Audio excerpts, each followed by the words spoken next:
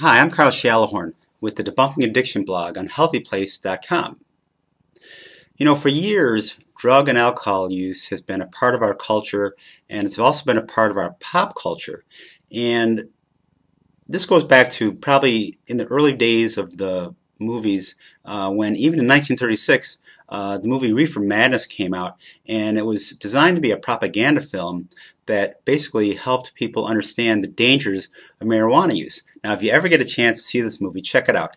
In many respects, we just laugh at it, but in reality, there is some truth to the image it tries to portray about marijuana use and the dangers of it. Years later, in 1962, came Days of Wine and Roses. That featured Jack Lemmon and Lee Remick.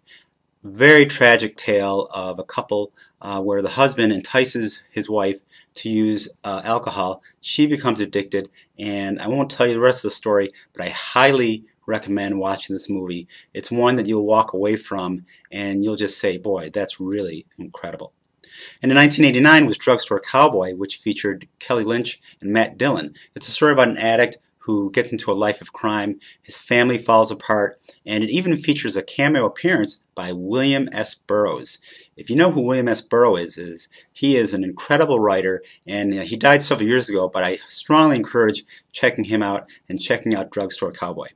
Now, on the other hand, there's comical movies that we've seen over the years as well. Cheech and Chong was famous for these kinds of movies, like Up in Smoke and Nice Dreams. Then we also had the Friday movie and its sequel, Next Friday, that really take a look at drug use and tend to spin it in a way that's comical. So when you think about it, are these movies educational, or are they meant to be entertainment value? Well, obviously, for the most part, they're entertainment value.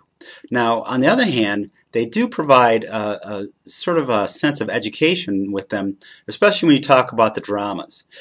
There's a lot to be said for art imitating life, and especially in Drugstore Cowboy and Days of Wine and Roses, there is certainly a good degree of truth with these films.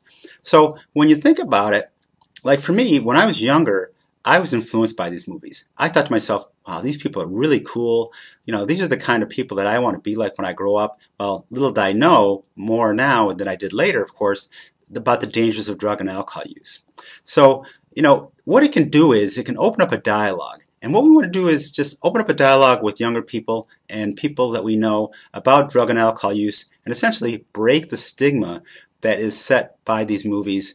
Many times these movies set a very poor tone for drug and alcohol use. I'm not even going to get into the TV media, which has a number of shows that essentially either mock or belittle those dealing with addiction issues.